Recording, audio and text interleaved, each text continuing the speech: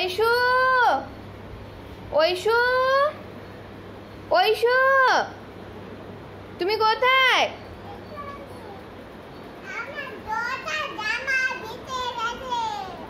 গোটা জামা ভিজে গেল কি করে?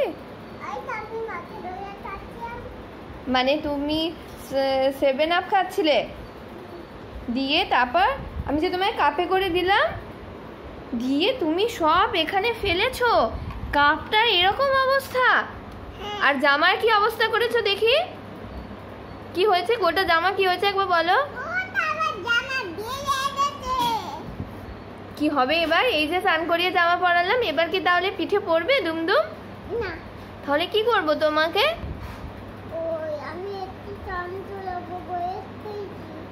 তুমি এরকম একটু কয়ে ফেলেছো। এদিকে তাকাও, আমার এদিকে তাকাও।